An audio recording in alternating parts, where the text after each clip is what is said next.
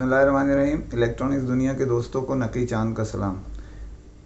दोस्तों, दुनिया की मारूफ ब्रांड हवावे अपने एक ज़ैली इदारे हॉनर मोबाइल को दुनिया भर में मुतारफ़ करा चुकी है। इसी तरह दुनिया भर की तरह पाकिस्तान में भी हॉनर मोबाइल जो है कई साल कबल पाकिस्तान में मुतारफ़ करा दिया गया था, और इसकी जो टारगेट था उस ज़माने में हमारी एक मारूफ ब्रांड इनोवी टेक्नोलॉजी ने इसको लिया था, इनोवी टेलीकॉम ने, और उसको जो टारगेट उन्होंने मुकर्रर किया था पाकिस्तान में, उससे ज़्यादा बिज़नेस, उससे ज़्यादा मकबूल बना के उनको पेश कर दिया गया था। फिर पाकिस्तान में तब्दीली अमल आया हॉनर मोबाइल की जानिब से, और उनकी इंतज़ामिया तब्दील कर दी गई, और जो नई इंतज़ामिया आई उसके मामलात वो अपने एंगल से देख रहे थे, तो थोड़ा सा उसकी जो चाल थी वो ख़त्म हो गई, और उसके बाद फिर नए सिरे से डिस्ट्रीब्यूशन जो है वो उन्होंने कोटेक, जो तेज़ी से उभरता हुआ एक मारूफ डिस्ट्रीब्यूटर इदारा है, उसको दे दी, और ये सिलसिला चल रहा था गुज़िश्ता साल से ही। इसके बाद हवावे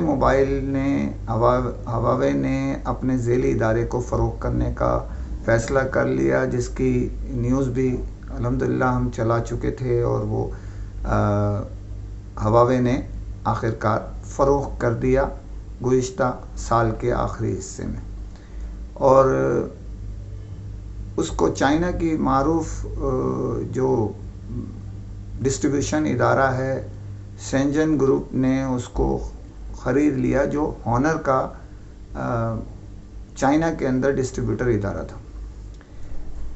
उस इदारे ने दुनिया भर में अब नए सिरे से काम शुरू किया है, जिसके तहत वो अपने एक अलहदा इदारा हवावे से हट के, क्योंकि उन्होंने उसको ख़रीद लिया है और अब मार्केट में उसको पेश करने जा रहे हैं, और एक बड़ी ब्रांड, बड़ा मॉडल लेके जब नए सिरे से शुरू करते हैं तो थोड़ी सी दिक्कत भी होती है, थोड़े से मसले भी होते हैं। एक अमेरिकन कंपनी कैपकॉम के साथ उनका मुआहिदा आखिरी, उसमें उम्मीद की जा रही है कि इस माह के अंदर उसको एक 5G स्मार्टफोन रिलीज़ करने जा रहे हैं। इसी तरह दूसरी चीज़ें भी रिलीज़ करेंगे। लेकिन ख़बर यहाँ ब्रेकिंग न्यूज़ जो मैं देने जा रहा हूँ वो ये है कि शेंजन ग्रुप ने पाकिस्तान में हॉनर मोबाइल के जो सारा नेटवर्क है उसको स्टॉप कर दिया है।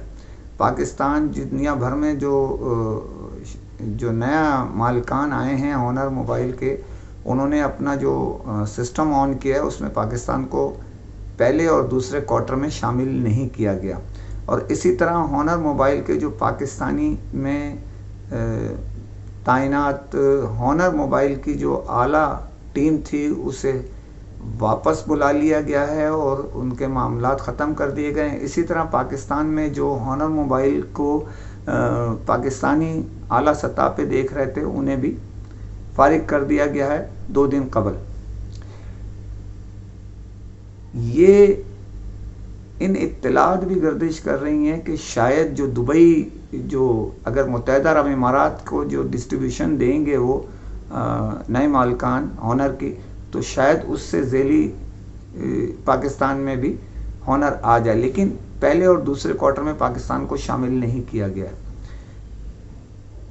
क्या अमेरिकन पाबंदियां अब उस पर बरकरार रह सकेंगी?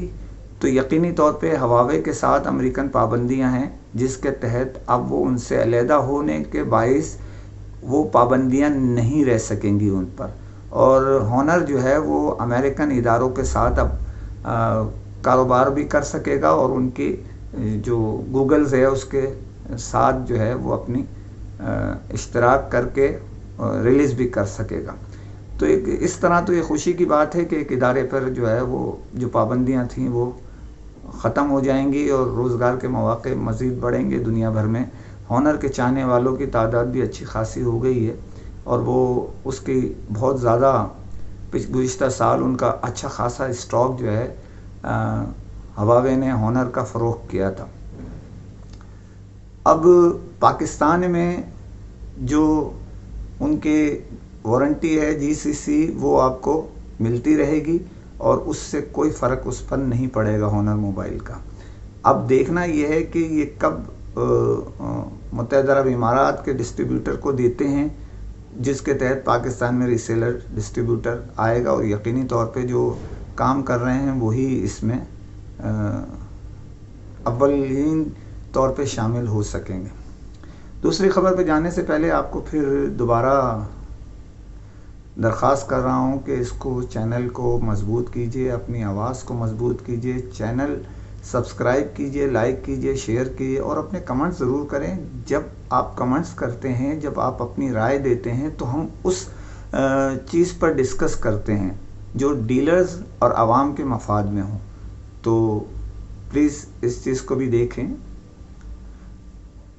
پاکستان میں گزشتہ 4 ماہ کا، گزشتہ سال کے اگست کے مہینے میں ایسیسریز جو آتی تھی، موبائل ایسیسریز، اس پہ ہوشربا اضافہ کر دیا گیا۔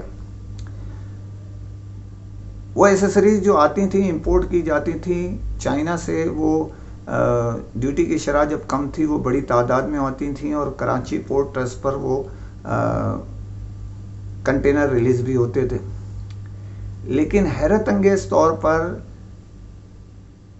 FBR کے پاس یہ ڈیٹا موجود نہیں ہے۔ جب وہ ڈیوٹی کی شرح بڑھائی گئی ہے، اس میں اضافہ کیا ہے آپ نے، تو جو اپنا ایسیسریز، موبائل ایسیسریز پہ اور اس کے آئٹمز پر، تو اس سے ڈیوٹی کی مد میں اضافہ ہوا ہے یا ڈیوٹی کی مد میں کمی آئی ہے؟ تو آپ کو یہ بتاتا چلوں کہ اس میں کمی ہر حالت میں آئی ہوگی۔ اس کی اسباب کئی ہیں۔ پاکستان کے جو مرکزی شہر ہے کراچی، جس کے اندر پورٹ ہے، کراچی پورٹ ہے، پورٹ قاسم ہے، یہاں پر کنٹینر ریلیز ہوتے تھے، اور یہاں سے مال پورے پاکستان میں سپلائی کیا جاتا تھا۔ ان دنوں حیرت انگیز طور پر اس کے اسباب FBR کو تلاش کرنے چاہیے، اور اس کے اسباب جو ہے متعلقہ اداروں کو تلاش کرنا چاہیے کہ یہاں سے ایک بڑی تعداد میں پورے پاکستان میں سپلائی جاتی تھی، اور ان دنوں خبر یہ گردش کر رہی ہے کہ دوسرے جگہوں سے سپلائی کراچی اور سندھ اور بلوچستان میں سپلائی کی جا رہی ہے۔ تو دیکھنا یہ ہے کہ یہاں سے اگر وہ ریلیز ہو رہے ہیں تو ریلیز ہو کے وہاں جا کے ڈیوٹی ادا کر کے یہاں یا کہیں بھی اس کے بعد وہ لے کے آتے ہیں یہاں پر، تو کیسے ان کو وارا کرتا ہے؟ اس کے اندر بہت ساری معاملات کو غور کرنے کی ضرورت ہے۔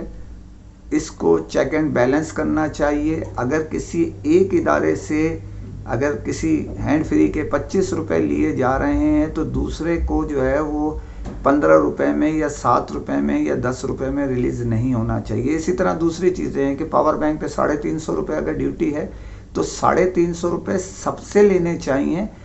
ایسا نہیں ہے کہ دوسرے سے 150 روپے لے لیے جائیں۔ تو جو امپورٹر ہیں، جو اصل کام کاروبار کرنے والے ہیں، حکومت کو ریونیو دیتے ہیں، ٹیکسز دیتے ہیں، اس سے یہ متاثر ہوتے ہیں۔ جو انڈر ہینڈ کا کاروبار کرتے ہیں لوگ، وہ اس سے ترقی پاتے ہیں۔